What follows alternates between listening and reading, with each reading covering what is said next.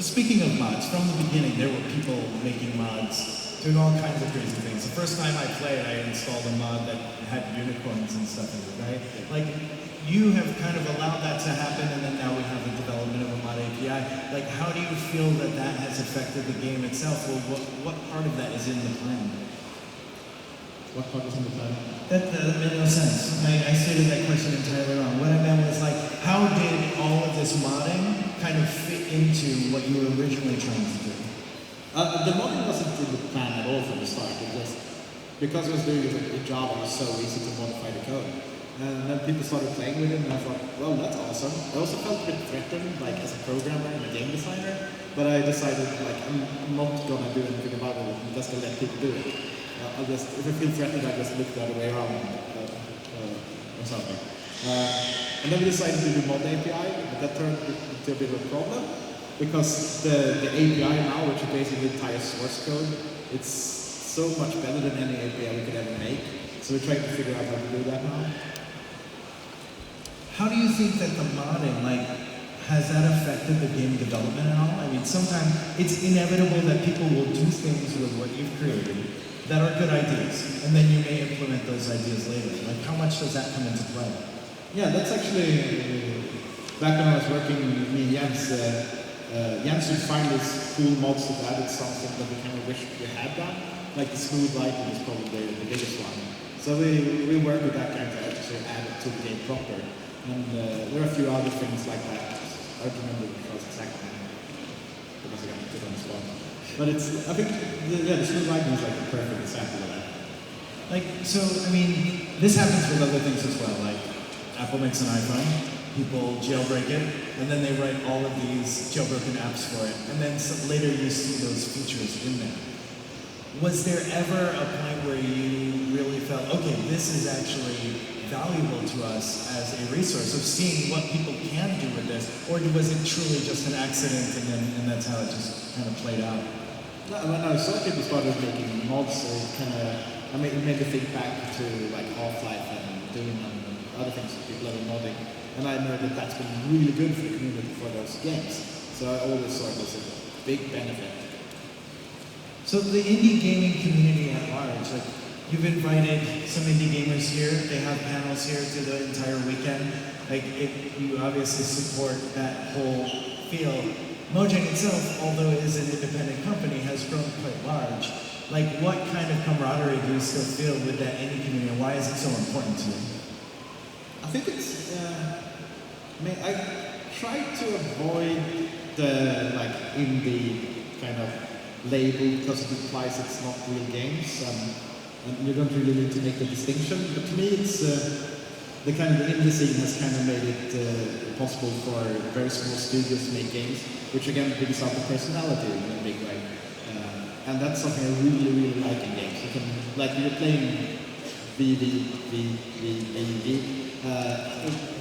it's 6 weeks by Terry Kavanagh. You really feel like you're kind of playing his game. And then you play Super Hexagon and you can curse and break your phone. So going back when you were starting, I mean there's so many starting areas, but like, who have been kind of your inspirations, or what games, like what was the one that just kept you going, like thinking about while you were developing your own stuff? There's a lot. I think there's a lot of like Westwood games, especially like the older series, which total rip-off of Dungeon Master. And then, of course, Doom, and like Populous, and other Peter Molyneux games, of course.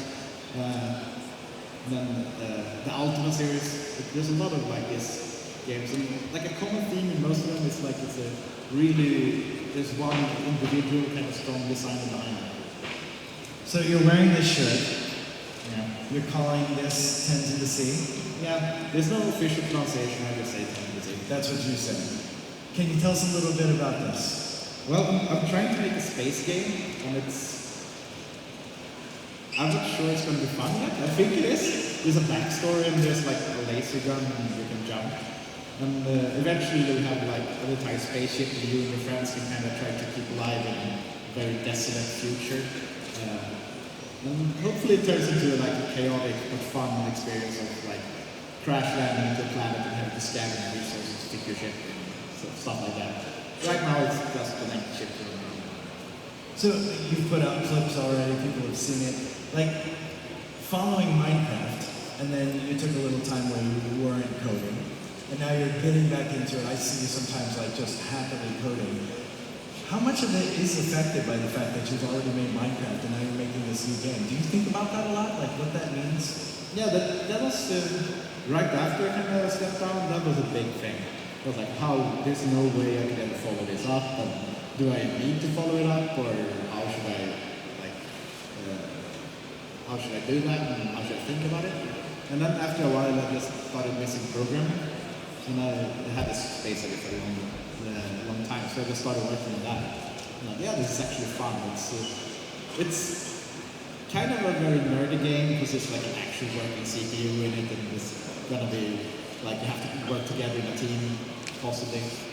So I'm definitely not expecting it to sell anywhere near as much as Minecraft, which kind of takes the pressure off. So speaking of that, I mean, Mojang also has the game Scrolls, which you are not an active developer on. But like, can you tell us a little bit about like when you decided to actually, when Mojang decided to actually develop Scrolls, and like what was the plan behind that? And now we actually have a game that people can play. Yeah, it was. I was working on Minecraft on my own, and it was starting to take off. And me and Jacob, we had this game idea. It was kind of the core seed for Scrolls. It's changed a bit now, but it's a game we wanted to do. So we discussed like, let's just like start a company, and I can work on like, or actually the first idea was we would go part-time with the Scrolls like 2 days a week and work on Minecraft the rest. And then we just decided to start a company, so he could work on Scrolls and I could work on Minecraft. So that's how that got started. And how much input do you have in the development of Scrolls? Are you involved at all? In Scrolls, no, I don't get involved at all. Because I don't want to like make Jacob feel like a crazy tell what I do. Do you play Scrolls? I have never played Scrolls. Never? It's true, I've never ever played Scrolls. It's turned into a fun thing now, where we kind of watch people play, but I've never played it. So I'm gonna wait until like, I don't know, like full release or something, and then we can like live stream and play it or something. I think that would probably be a pretty big thing. Okay, so there was something I wanted to bring up. I had asked you before because I think a lot of people are interested in this, but you've made a lot of posts, blog posts and tweets about patents. And I think people would be very interested to hear like what is like one coherent maybe message of like kind of your thoughts on this. Like this is something that affects everyone. There's copyright, there's trademark, there's patents. Yeah. But I think your contention with the system is mostly about the patent system. Yeah. Well, basically, the difference between the three is a trademark is the right to use a name.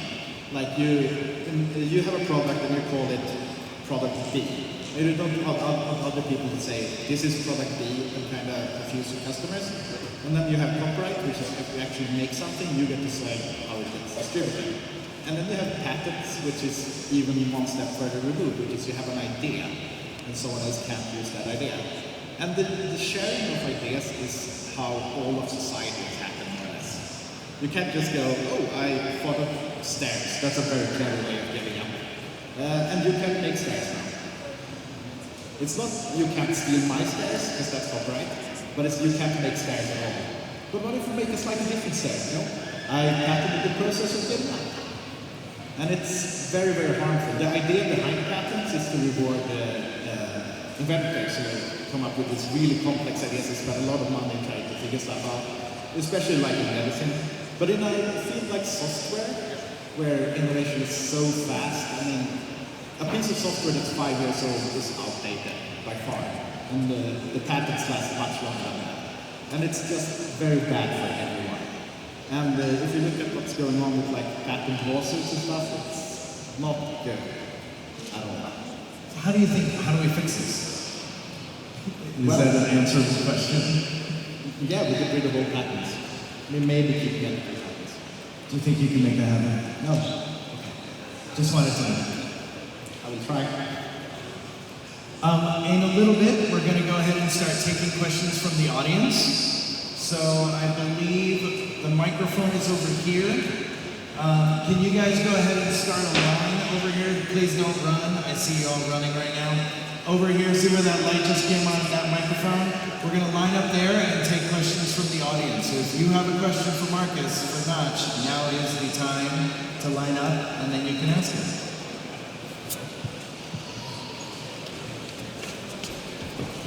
Hello. Hello. What inspired you to make the spider jockey? I think it's actually, I started adding code so like different animals could drive on like minecarts and stuff, and everything that can actually move around in the game could drive something else that can move around. So I just because it seemed like a terrifying idea, decided, oh, let's just put a skeleton on a spider and see what happens. Then it turned into this like really horrifying creature. So I kept it mostly as a Easter egg.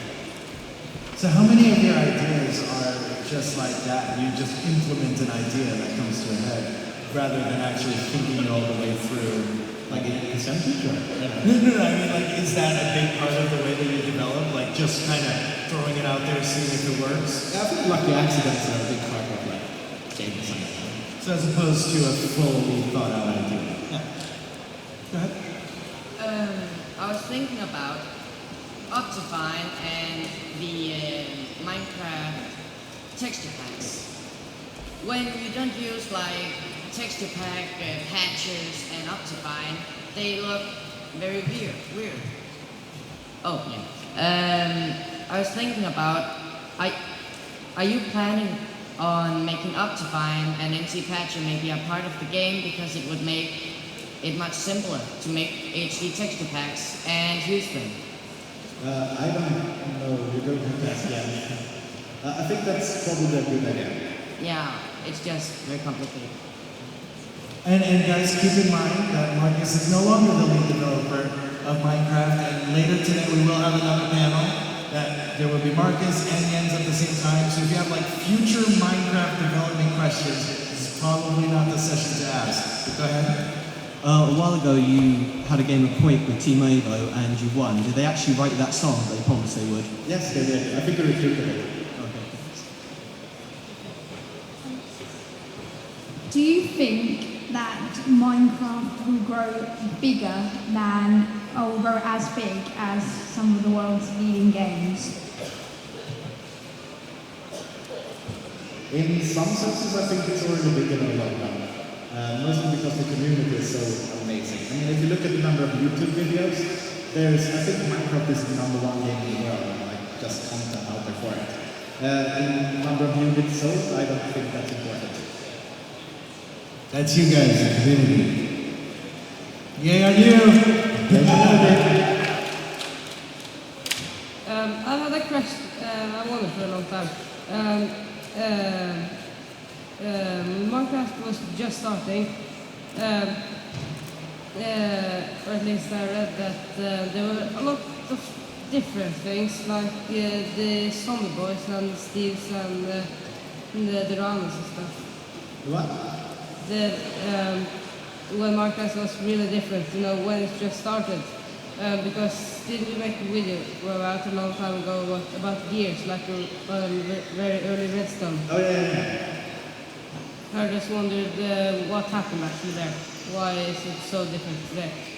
Well, I mean, some features they don't really work out, so you get rid of them. The gears have like, you couldn't like place the gears in the corner because the gears could have turned into themselves and stuff. So I changed it to the redstone to kind of emulate wiring instead.